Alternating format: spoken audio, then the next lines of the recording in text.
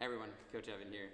Today I'm going to go over 5 simple and easy biohacks that I utilize each and every day for my own personal health and performance.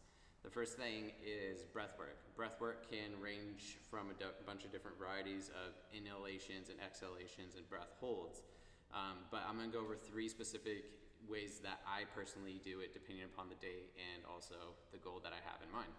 So the first one is Wim Hof breathing. Wim Hof breathing consists of 30 inhalation, exhalations, followed by a breath hold at the end that can range from anywhere from 30 seconds up to 3 minutes. Free divers actually utilize this method quite a bit. It is shown to help with stress reduction, improve sleep, better cardiovascular health, mental clarity, and also increase exercise performance, which if you're looking for exercise performance, what a simple and easy and free way to increase your performance through breath work. So that one I utilize probably every other day. It's not something I do every day. I like to have a little bit of variety, but I do utilize the Wim Hof method fairly frequently throughout the week. And then I also utilize box breathing. Box breathing is going to consist of 4 seconds of an inhalation, followed by a 4-second hold at the top, 4 seconds of exhalation, and 4 seconds of a hold at the bottom. And repeating that for about 4 minutes or so in cycles. So this is kind of more of a calmer based breathing method, and it also is going to balance out the nervous system because we can actually enhance our fight or flight response through rapid inhalation. So breathing in like will actually raise our heart rate. Meanwhile, when we breathe out slowly, it'll actually lower our heart rate. So when we're doing this box breathing that's pretty balanced of the 4 seconds in, 4 hold, 4 out, and another 4 hold, it's actually a very balanced cue for the nervous system with the sympathetic, which is that fight or flight, and the parasympathetic, which is the rest and digest. The third one is alternate nostril breathing. Anyone that has partaken in yoga, this is a very common practice in yoga. This is definitely a lot more calmer version of breathing. I like to utilize this right before bedtime. Consists of plugging one nostril, breathing in through the opposing nostril, and then switching over, exhaling out the other side, inhaling through that same side again, and then just keep on switching back and forth as many times as you feel comfortable. You're going to definitely find yourself getting more calm during this method of breathing because it's more focused on the exhalations and very long exhalations as well, because we're utilizing only one nostril at a time, which, as I said, that's going to trigger more of that parasympathetic response, the rest and digest response, which is great for evening, bedtime type area. Next is light exposure. So light exposure is going to consist of a few different things, because we hear sometimes that blue light is very bad, we should avoid blue light, but that's only to a certain extent, because blue light is actually something that helps trigger cortisol in our body to awake. So in the morning time, getting natural sunlight can be really helpful for actually waking the circadian rhythm up, which is the 24-hour clock in our bodies that kind of helps us regulate when we should eat, when we should rest, exercise performance, exercise coordination, and stuff like that. So it's really important to have that on schedule and have it line up properly, because also at the evening your body will naturally know to start producing melatonin, which is what helps us start getting a little bit sleepy for bedtime. And so blue light in the morning, not a big deal. Sunlight, we want that exposure of all the different UV colors and everything like that. However, in the evening time, it's good to switch it to a little bit more of a dimmer light. Call it like a red light, or even Himalayan salt lamps are really nice for this, because it kind of creates this nice like orange ambery color and is a lot more calming. You can also, if you have any lights at home on a dimmer, start dimming your lights down in the evening. That will really help melatonin know, okay, it's getting dark out and I'm going to start producing this hormone that helps us get to sleep a little bit better. So that's something I utilize a lot, is how I'm exposing my body to light is a really important component of the circadian rhythm, which then helps with my recovery for my exercise performance, but also my health in general, of course. I also black out my room as much as possible at night, so very, very dark. We put some stuff on the windows to make sure that the street lights and city lights and stuff don't come in and actually light up our room too much, because light is gonna get brought in through the eyes, but also the skin. So even though your eyes are covered, or maybe you wear a face mask at night, you're still actually going to have light on your skin, which that will tell your body, hey, it's light out, we need to be awake, not asleep. So it's really good to try and get the room as dark as possible at night. Cover up any little LED lights from electronics in the room. I'm notorious when I go to hotel rooms, I actually bring a roll of tape with me, and I'll go around the room and actually tape those lights, because even the littlest light can actually hit the skin and still trigger a more awakefulness rather than that sleepiness that we need at nighttime. The third thing is hot and cold exposure. So I don't get to utilize hot exposure as much as I would like to, because that is more utilizing like a sauna, which that can be a little bit harder to access. I use a sauna once a week when I go to one of the gyms that we go to, and I can actually utilize that. I would love to do it every day though, but heat shock proteins really help the body to get rid of stress, and also is really important for cellular health. So at the very small microorganisms of like the mitochondria and stuff, it actually helps them become stronger and healthier, because it gives what is called a hormetic stress. So a stressor that is just enough to stimulate a response, but not so much that it has diminishing returns. And so even exercise is a hormetic stressor in that sense. You can exercise to the right amount and get a really good return, but if you over-exercise, you're gonna get diminishing returns. So it's kind of the same thing with these heat shock proteins that we get from things like sauna. If you hit that right amount of time in a sauna, depending on which type of sauna, the temperature, etc., that's gonna really determine the benefits you get from it. But those heat shock proteins can really help you at the cellular level. And then we get into cold shock proteins. These ones are a lot more accessible, because to get cold shock proteins, it's as easy as hopping in the shower and actually turning it to cold. As uncomfortable as that is, it doesn't have to be for long extended amounts of time. It can be for just 10 seconds. And as long as your body is feeling a little bit of that uncomfortableness, which it's gonna be cold water, you're probably gonna feel pretty uncomfortable pretty quick. But as long as you're feeling that uncomfortableness, we're gonna get a nice hormetic response from it. And that can actually help with muscle repair as well. So what it can do is reduce inflammation quite drastically, but we don't wanna do cold right after a hard exercise, because when we work out, we're breaking down tissues and actually causing inflammation to occur. And with that occurring, that's gonna trigger a response in the body to send hormones like HGH and testosterone and everything to these areas to repair them. So if we go get in a cold shower right after a hard workout, we actually are gonna slow down that healing process and recovery process. But you can definitely utilize it like in the morning time. Obviously, it will wake you up very quickly. It gives a huge dopamine response. It's a very large dopamine response, so it's uncomfortable, but it's quite rewarding once you're done. Kind of like exercise in itself. Sometimes a hard workout's not fun in the moment, but when it's done, you feel pretty good. That's that dopamine response.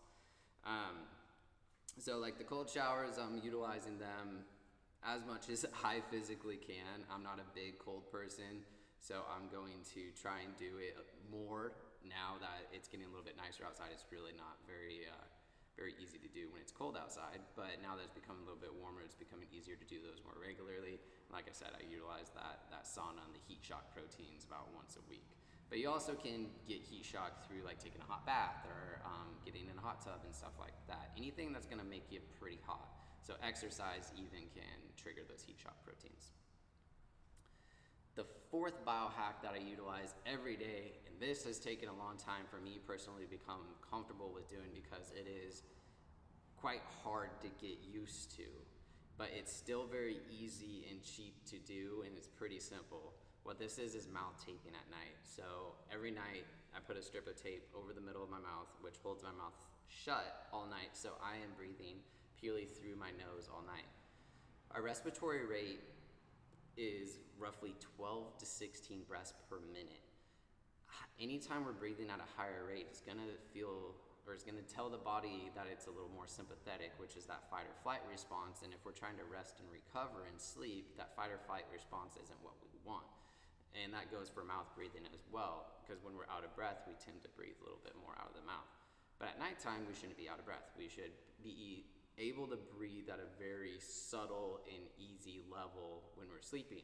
And that's also going to help with the nervous system of the parasympathetic to help you rest and digest. So, mouth taping, as uncomfortable as it can be, has so many good benefits to it, and it does take time to get used to it. I definitely spent a lot of time waking up in the middle of the night and pulling it off, just because it just feels uncomfortable, but everybody sleeps at different levels as well. I also wake up if like a door creaks in the middle of the night, so I'm a little bit of a lighter sleeper. Some people, like my wife, she is out. I can almost do anything when she's asleep and she's not gonna wake up.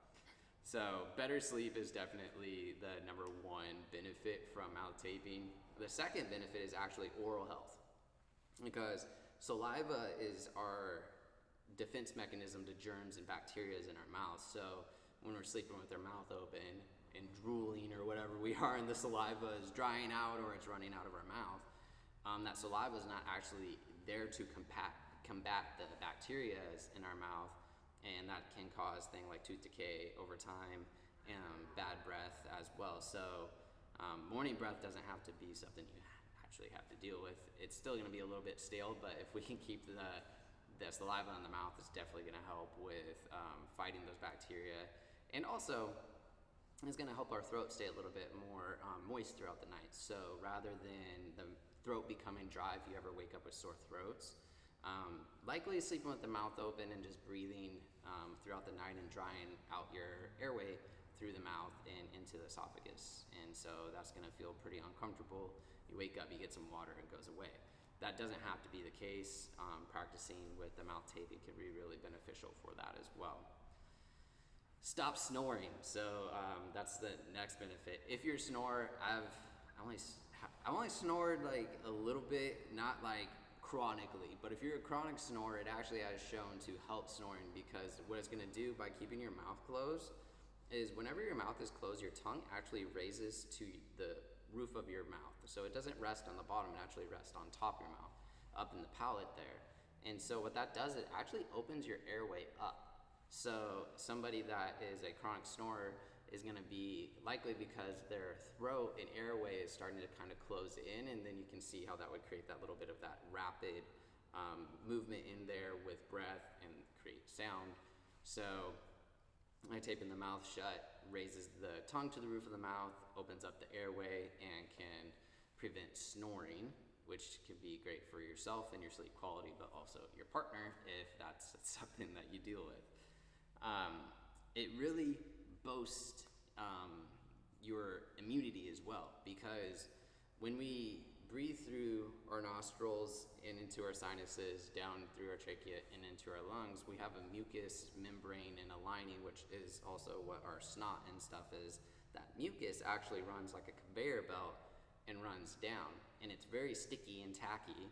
And so when we breathe through our nose, any germs or bacteria, viruses and stuff that we inhale actually get stuck in it, rather than making it their way down into the lungs and manifesting into a potential illness or cold.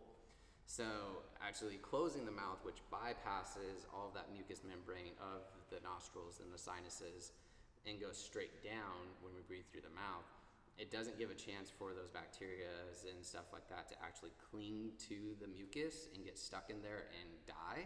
Rather, they can make their way in and potentially manifest into an illness. So taping the mouth closed keeps us breathing through the nose and decreases the likelihood of illness potentially in that way. That goes for daily life too. If you're sitting at a desk or driving around and breathing through your mouth for no reason, definitely it's good practice to try and keep the mouth closed and breathe through the nose as much as possible. The last thing that I utilize personally as a biohack is nutritional timing. So this goes across the board differently for everyone, because everyone's microbiome is different and everyone's circadian rhythm can be a little bit different as well. However, there's some general rules that apply to everyone that can be really helpful. So one rule that I stick to pretty religiously, because it helps with my stomach a lot. I grew up with a lot of stomach issues. And this is stop eating 3 hours ahead of getting into bed. So if I'm getting into bed, say at 10 o'clock, I'm gonna make sure I'm done eating at 7 o'clock, 3 hours ahead, to allow my body to digest before, one, I lay down in a supine position, which if I have anything in my stomach, potentially could come up and cause indigestion and heartburn. And also it's gonna help with getting the digestion going in my digestive tract. So by the time I'm asleep, there's a minimal amount of time that my body is actually digesting my food anymore, and it can focus on actually getting into deep sleep and REM sleep, which is when our body is the most anabolic and can actually rebuild and clean up any metabolic byproduct throughout the day. So it's a very simple one. All you gotta do is make sure that you're following what time you're eating your dinner and also bedtime, and try and keep time in between those two times, rather than, maybe getting a little bit snacky an hour ahead of bedtime and then having a snack, and all of a sudden your body's actually not going to get to sleep until 1 p.m., 2 p.m. Even though you're asleep, your body's not asleep yet because it's still digesting. So that's a pretty simple, easy one to do, because that's just a timing thing. So running back through these, breath work, easy. All you gotta do is sit down, give yourself time, calm yourself down, or give yourself more creativity by doing things like the Wim Hof, or calm yourself down with alternating nostril breathing and box breathing. We also have the light exposure, which that's just being very strict upon when you're showing light to your eyes and skin. So really helps with sleep a ton. Sleep is the most important. Each one of these really actually has sleep as a component of it. So sleep for our health and performance is absolutely key. You can work out as hard as you physically want to. If you're not sleeping, it will not matter. Next was that hot-cold exposure. This one's very common in the zeitgeist nowadays. So finding just ways to kind of get a little bit uncomfortable with heat and also with cold, that hormetic stress. Mouth taping, this one is the biggest one, and personally the one that has helped me the most. My sleep quality is so much better with mouth taping, and also my potential of illness has decreased quite a bit. I feel very good with mouth taping. It just takes some time to get used to for some people like myself. And then nutritional timing. This is just being disciplined with your timing of food in the evening. This has nothing to do with the morning, afternoon. This is just making sure that you're shutting off your food intake a few hours ahead of bedtime to increase your nutritional absorption and also increase your sleep quality. So if you have any questions on this, comment below. I also want to hear what you would like to see next. So comment below what you would like to see next. Otherwise, like and subscribe. I'll see you in the next one. Thanks, everyone.